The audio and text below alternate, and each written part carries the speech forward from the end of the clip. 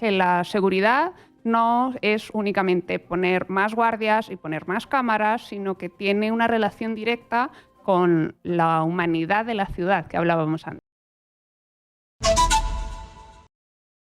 Llegan tarde porque simplemente el bus pasa repleto y ya no hay espacio para que puedan subir. Si están en el tren, en este momento la gente que nos está escuchando en Gamarra, por ejemplo en La Victoria, saben que en Gamarra es un pandemonio para subirse a la línea 1 del metro de Lima. Qué terrible. Las estaciones además, colas extensas en hora punta, 6 de la tarde, 7 de la noche, es una procesión poder acceder al tren para que llegues rápido a tu trabajo. Entonces es una situación muy caótica, estresante y que te roba horas de vida y además te drena la energía. Sobre estos temas y otros que van con el contexto urbano, lo que esperamos de Lima como ciudad, vamos a conversar en estos momentos con el panel que hemos anunciado antes de la pausa para que de esa forma podamos tener una idea mucho más clara desde la opinión de los expertos de qué es lo que se pudo, por ejemplo, haber conocido el día de ayer o qué es lo que al menos esperábamos que los candidatos nos planteen como propuestas viables para hacer de Lima una ciudad más amigable con los ciudadanos. Son las 7:34. Están los estudios aquí de Exitosa la arquitecta Elizabeth Olivares, miembro del equipo técnico de Lima, la impostergable del Colegio de Arquitectos de Lima. Arquitecta, ¿qué tal? Buenas noches. ¿Qué tal? Buenas noches. Gracias por estar con nosotros.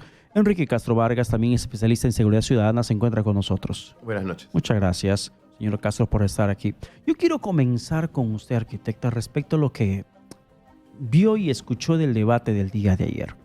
Algo que le haya captado un poco su atención, decir, dio en el clavo, esto necesitamos, o quedó con ese sinsabor. Bueno, lo que básicamente percibí fue la ausencia de un debate urbano, ¿no? La ausencia de cómo se está incorporando a los distintos planes de gobierno propuestas concretas y estrategias específicas que Lima tanto necesita, ¿no? Para implementar en la próxima gestión. ¿Lo escuchó o no lo escuchó? En esa línea, esas propuestas concretas. O sea, me faltó escucharlas. No las escuchó. No las escuchó. Me hubiera gustado escucharlas. Un ¿no? debate más que queda con una frustración de que no dan en el clavo con lo que se necesita en la capital. Me parece que el primer problema en Lima es que el tema urbano no está posicionado dentro de los planes de gobierno. No es una exigencia a nivel ciudadano, me parece que debería ser una exigencia más tangible, ¿no? A nivel también desde todo, desde la sociedad civil, desde los periodistas, me parece que habría que exigirles que el tema urbano, con estrategias muy concretas, estuviera posicionado dentro de los planes de gobierno. A ver, explíqueme rapidito antes de ir con el señor Castro en el tema de inseguridad ciudadana. ¿Por qué es importante el aspecto urbano? ¿Qué significa el urbanismo? ¿Qué significa una política en materia urbana que podría beneficiar al ciudadano? ¿Por qué es tan necesario como hablar de inseguridad ciudadana? Porque nos afecta en nuestro día a día, o sea, desde el hecho de que tardemos 3, 4 horas en desplazarnos, que Lima sea una ciudad tan difícil de movilizarse de un lado a otro, en la conectividad, la dificultad a la hora de implementar un sistema integrado de transporte, la dificultad a la hora de implementar infraestructura, son aspectos que afectan directamente a nuestro día a día y que están directamente vinculados a cómo nuestra ciudad crece, cómo nuestra ciudad es planificada, cómo nuestra ciudad requiere abordarse de una manera integral para abordar todas esas brechas de vivienda, de equipamientos, de infraestructura, de servicios públicos, de espacios públicos, ¿no? Todos esos temas están directamente vinculados con cómo el urbanismo se incorpora dentro de las instituciones públicas con esa mirada integral. De casi toda la cosa que carecemos en estos momentos en la capital y que ningún candidato supo plantear el día de ayer. Ninguno de los candidatos, todos han manifestado estar de acuerdo y estar alineados con la ruta que está planteando el Colegio de Arquitectos Regional Lima, Lima la impostergable, pero nos gustaría que fuera más tangible y más preciso en sus planes de gobierno. Señor Castro, para usted, el mismo tema y de paso hablamos del tema de seguridad ciudadana. Es que no son opuestos, claro, al contrario. Están conectados. Están sumamente conectados. Fue una oportunidad perdida la de los candidatos de no hacer un discurso o un relato transversal. Es decir, justamente conversábamos, desde la arquitectura hay una mirada de diseño urbano preventivo para pensar la ciudad bajando las condiciones físicas y medioambientales para generar delitos. Pensando en reducción de puntos ciegos, vigilancia natural, es decir, la arquitectura tiene un discurso que aporta a reducir la inseguridad, aporta a reducir las probabilidades de violencia y delito. Eso desde el ámbito de la arquitectura. Pero también desde el ámbito de la salud también hubo muchas oportunidades perdidas. Encontramos varios espacios comunes de la juventud, a la cual le vas a generar deporte, y la juventud a la cual le vas a generar canchita de fulbito, ¿no? Es una mirada muy clásica y tradicional de prevención, digamos, pero que también fue muy reducido, muy superficial para poder hacer una propuesta bastante integradora de cómo afrontar seguridad ciudadana, ¿no? Por ejemplo, el candidato Urresti mencionó algo sobre hacer una Lima, una ciudad verde, una Lima más verde. Y además hizo una referencia que en esa ciudad de Lima Verde el tráfico pueda fluir un poco más rápido y que la gente pueda salir tranquila de sus casas gracias a la seguridad ciudadana. Claro, en el discurso puede sonar algo muy romántico, hermoso, bonito, pero no aterrizó realmente la idea de cómo va a ser realidad esto que está hablando. Exactamente. Por eso es una oportunidad perdida, creo yo. No han aterrizado, no han materializado cómo estos grandes titulares se desarrollan. Por ejemplo, en el tema de seguridad ciudadana, ¿qué cosa debieron haber propuesto los candidatos? Bueno, habían varias oportunidades. Por ejemplo, tú señalaste áreas verdes y espacios públicos.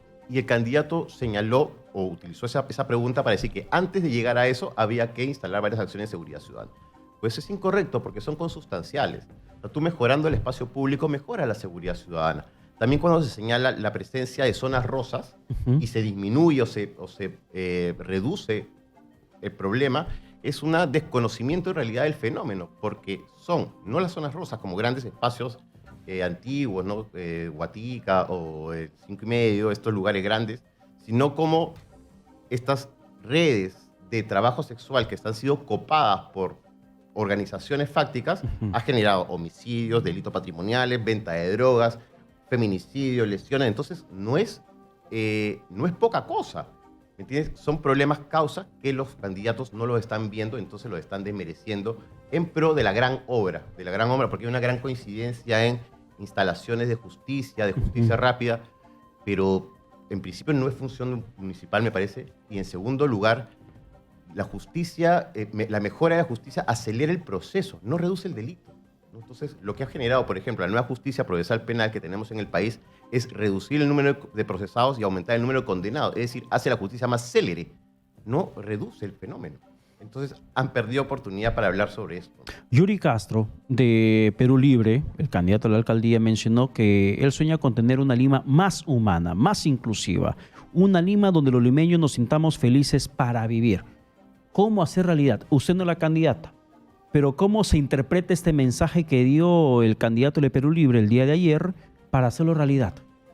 Mire, desde el Colegio de Arquitectos Regional Lima se han propuesto 3 ejes. El segundo de ellos tiene que ver con una ciudad que sea más resiliente, más segura, que tiene que ver mucho con mucha parte de la población se encuentra en las zonas de ladera expuesto a unos fenómenos naturales con una alta exposición al riesgo.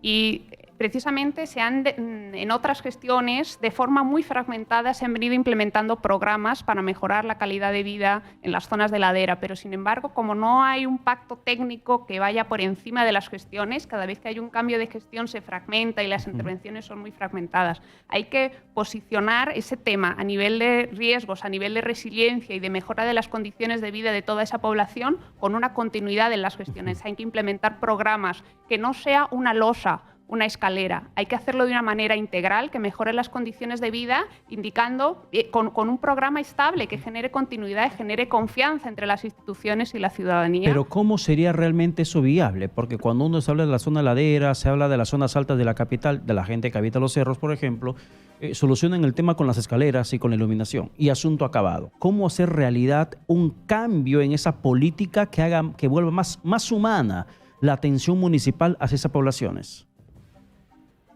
Bueno, yo creo que el primer punto a nivel urbanístico es ser conscientes del problema, tener un liderazgo político que convoque en una mesa de trabajo a los distintos actores y a partir de ahí que se posicione el tema y que se empiecen a tomar programas y se implementen programas con continuidad. Al final, la ciudad más humana se traduce en la mejora de los espacios públicos, en la mejora de la conectividad, en la mejora de generar suelo para habilitar vivienda que permita que no se sigan ocupando las laderas, sino que se ubique la población en las zonas seguras y que se generen equipamientos para que la población... Al final, la ciudad más humana responde a eso, a una ciudad bien conectada, que no tenga que perder 4 horas de mi día a día en trasladarme hasta mi puesto de trabajo, que yo pueda en una zona próxima a mi domicilio encontrar un equipamiento, un nido para mi hijo. Eso al final es la ciudad más humana a la que todos aspiramos. Y a mí me gustaría que los candidatos tradujeran qué es para ellos una ciudad más humana de forma concreta en estrategias. Perfecto, para nosotros una ciudad más humana, que cada uno puede imaginar qué es para él una ciudad más humana, ¿no? Pero los candidatos deberían ser más concretos y decir, la ciudad más humana que yo imagino es una ciudad próxima, es una ciudad conectada, es una ciudad sostenible, es una ciudad que no lidera los rankings de ciudades más contaminadas en aire. Es una ciudad donde yo voy a incorporar espacios abiertos próximos a la ciudadanía, donde yo voy a posicionar los ecosistemas que mejoran la calidad ambiental de la ciudad. Eso es una ciudad más humana para nosotros. Si hacemos una proyección de tiempo, ¿cuánto tiempo le tomaría a un gobierno municipal que realmente quiera trabajar por la seguridad ciudadana con políticas viables para revertir la situación crítica que atravesamos? Muy difícil la pregunta, porque creo que desde el año 2019 que tocamos piso del descenso de la victimización hemos venido subiendo y no se ha hecho muchas cosas, al contrario, se ha dejado el espacio un poco abierto para que el fenómeno siga avanzando. Así que yo te diría que para poder, primero que deberíamos conjugar varias cosas. En principio lo señalado en la mesa me parece sumamente apropiado, pero llevarlo a lugares de priorización, es decir, los distritos están separados en zonas, 8 zonas, 10 zonas, 12 zonas. Las 12 zonas no tienen funcionamiento simétrico, entonces hay que priorizar en qué zonas trabajar. La policía, por ejemplo, tiene una estrategia que se llama vecindario seguro, en donde el distrito, en vez de estar separado en zonas, está separado en sectores. Y tiene un policía encargado por cada sector. Nosotros, mirando ahora trasladado al ámbito municipal, podríamos tener un serenazgo por cada zona. Eso no se tiene delegado hace años. Y se podría designar un serenazgo por zona o un civil por zona que articule con ese territorio, identificando cuáles son los problemas y buscando las soluciones. Un candidato propuso un policía por cuadra. ¿Eso es viable? No es viable, pues. Un policía por cuadra, uno podría decir, wow, este sí quiere chambear por la seguridad pública. ¿Cuántos policías tenemos en efectividad, no? O sea, es imposible. Como también solicitar o pensar en que vamos a tener 1000 ternas en las calles. Tenemos 1000 ternas en la institución. Si sacamos 1000 ternas a la calle, ¿con qué se queda la institución? Delincuencia cero, que también prometieron. ¿En qué país tenemos eso? No hay una sociedad donde haya delincuencia cero. Hay sociedades donde las probabilidades de violencia y delito son menores. Eso podemos apostar, ¿no? En reducir las probabilidades de violencia y delitos, en reducir las probabilidades de que los adolescentes entren en carreras delictuales. Y cuando se dice eso y te dicen, bueno, eso será futuro, es mentira. Porque si yo empiezo a identificar grupos de trabajo o grupos de riesgo, empiezo a intervenir en ellos ahorita, hoy lunes. Entonces no es que esto va a funcionar de acá a un año. Hoy lunes ya los tengo trazabilizados. Hoy lunes ya los empiezo a llamar, a preocuparme por su vida, a hacer un diagnóstico con ellos, con su familia, a trazar plan de futuro. Entonces no es que tenga un éxito de acá a 10 años, tiene un éxito inmediato. ¿De acuerdo? Falta voluntad y liderazgo. Ahora, la candidata del Frente Esperanza, Elizabeth León, mencionó que va a trabajar por ordenar el tráfico urbano. Cuando hablan ordenamiento del tráfico urbano, normalmente los candidatos relacionan a obras públicas. Y en los últimos tiempos que hemos entrevistado aquí candidatos en el sede Exitosa, nos hablaban de hacer un túnel, un bypass, pero ya vemos que obras de esa magnitud no han solucionado el problema. ¿Por dónde tendría que ir una política municipal eficiente que realmente resuelva este caos que padecemos? Yo creo que hay que apostar deliberadamente por priorizar un transporte público y el sistema integrado de transporte. Exitosa. Porque mientras sea la prioridad sea el vehículo particular, Lima nunca va a encontrar esa solución. Hay que apostar y hay que congregar a una mesa de actores para que todos juntos se promueva la implementación del sistema integrado del transporte. Ahora, yo hacía una referencia ante la entrevista, una introducción por experiencia propia, lo que se pasa muchas veces en el tren de Lima, lo que se pasa en el metropolitano y en el transporte regular. He probado cada uno de esos transportes. Claro. Y hay caos. Metropolitano, tú no puedes entrar, por ejemplo, por lo menos estas horas a una estación porque hay una enorme cola y el bus pasa repleto. Una estación de tren pasa similar situación y en Gamarra La Victoria es peor la condición.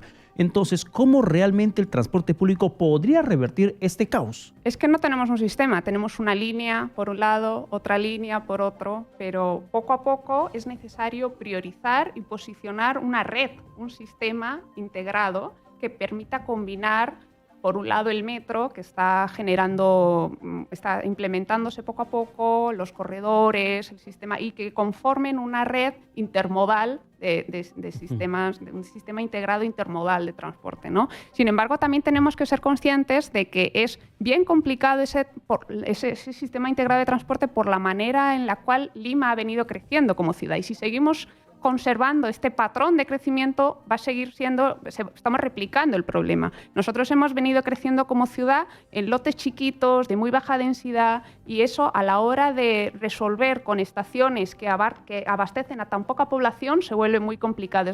Es necesario que seamos conscientes de la relación entre la forma de crecer y el abastecimiento de ese transporte, porque necesitamos crecer de una forma más compacta, que nos permita que ese modelo de crecimiento en densidad, pero no en densidad como está creciendo ahora, de repente voy por la ciudad y veo que un lote donde había una casita, había un gran edificio, sino de una manera integral, una forma más compacta que nos permita en paralelo incorporar más espacio público, pero que nos permita que las estaciones del sistema de integrado de transporte abastezcan a más población. Ahora, sin duda que esa idea va interconectada con lo que significa ser una ciudad inteligente. Además, un Smart City, lo que tanto mencionaron incluso si en el caso de los candidatos, en el aspecto urbano general, hacer de Lima o su distrito un Smart City.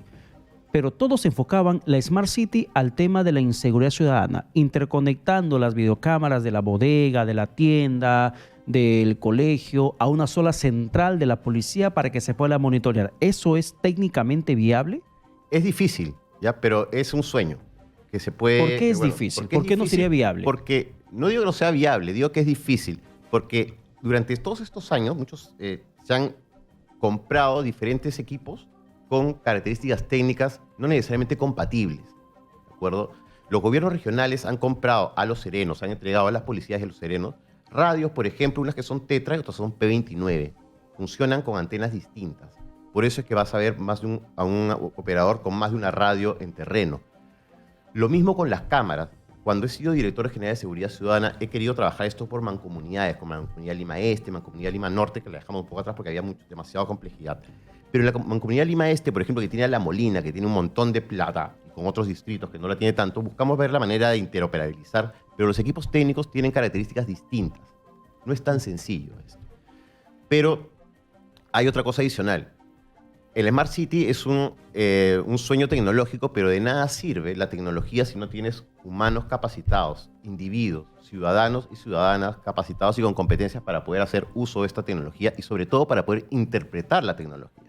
La información no funciona tal cual, tiene que ser analizada cualitativamente y cuantitativamente. Ahora, la lucha contra la inseguridad ciudadana, contra la criminalidad, tiene que ir solamente de manera necesaria con ese tema de la interconexión de las videocámaras, con el tema de más patrullaje, con el tema de más serenazgo, que es lo que casi todos ofrecen. Es una pena que no se haya perdido la oportunidad de hablar de los actores relevantes en tema de prevención. El Ministerio de Salud es clave. O sea, me refiero a que los alcaldes han señalado coordinación con el Ministerio Público, con la policía, con Poder Judicial, pero ninguno ha señalado el Ministerio de Salud y es un sector invisibilizado con tanta población en situación de riesgo y vulnerabilidad que tenemos. Entonces, es un ámbito en donde, sobre todo, con las capacidades que tiene el municipio, puede trabajar. Y como te decía hace un rato, no es que tenga éxito de acá a 10 años o un año, tiene éxitos inmediatos si es que yo empiezo a registrar, o sea, no registrar para hacer investigación, para hacer seguimiento, sino para empadronar, hacer trazabilidad y dar programas integrales a personas que están en situación de vulnerabilidad y de riesgo. Ahora, arquitecto Olivares, entiendo que quiere hablar también sobre el tema.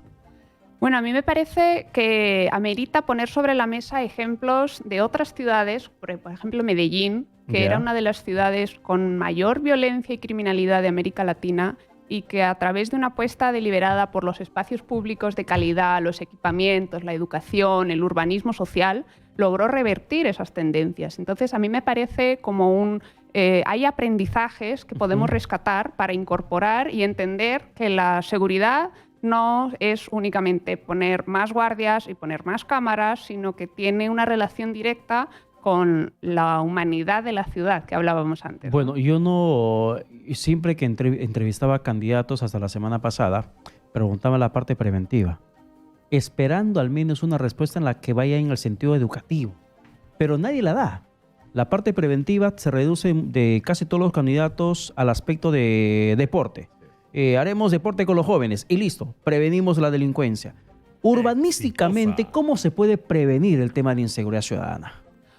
Pues como mencionaba, o sea, el punto es el espacio ciudadano, el espacio público, generar espacios públicos que sean espacios que sean de encuentro, vinculados a equipamientos, donde la gente joven tenga oportunidades de desarrollarse, vinculados a la educación. O sea, de alguna manera hace falta un liderazgo político con una mirada integral, en donde se incorporen los elementos y la infraestructura al servicio de ese liderazgo político, en donde va a aparecer un espacio público de calidad, en donde puedan aparecer equipamientos tanto vinculados a la cultura como vinculados a la educación, en donde van a aparecer espacios públicos donde yo encontrarme con mi grupo, con mi mancha. Y entonces, toda esa dotar a la ciudad de esos espacios de encuentro y de ciudadanía y de conocernos y de encontrarnos va a contribuir a que nos conozcamos y a que no seamos una ciudad que me tenga que enrejar, que me tenga que proteger erróneamente, porque cuando genero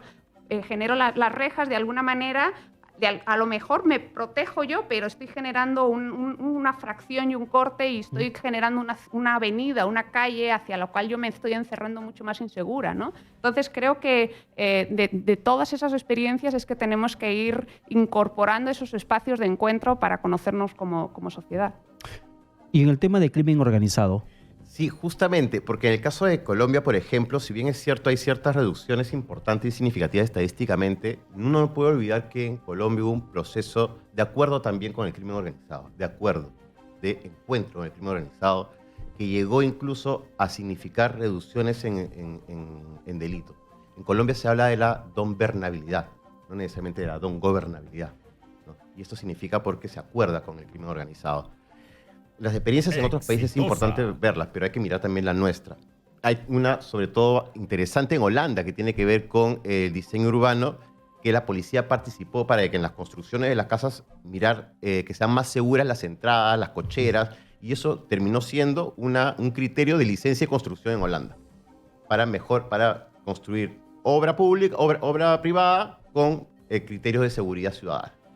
Pero pasando a la realidad nuestra con crimen organizado, ya no, creo que ya no en bisoño, sino en bastante abundante desarrollo, es que nuestro país tiene como 8 o 9 políticas vinculadas a delitos, violencia e inseguridad. Política de trata de personas, política de crimen organizado, política penitenciaria, política nacional de igualdad de género. y cada uno es una isla. Y tienen lineamientos y servicios que terminan aterrizando en los municipios. Y ningún candidato a alcalde, ninguna organización lo ha vinculado. Ninguna ha vinculado si tiene algún proyecto para recibir a aquellas personas que salen de la cárcel. Eso es lo que le quería preguntar. El tema de crimen organizado, ¿hasta qué punto termina siendo competencia municipal o hasta qué extremo es enteramente responsabilidad policial?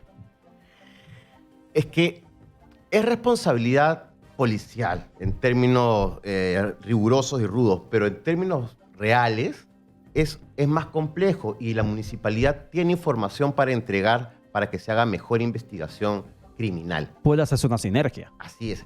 La municipalidad, por la cercanía que tiene, puede analizar información y esa información genera un foco de investigación.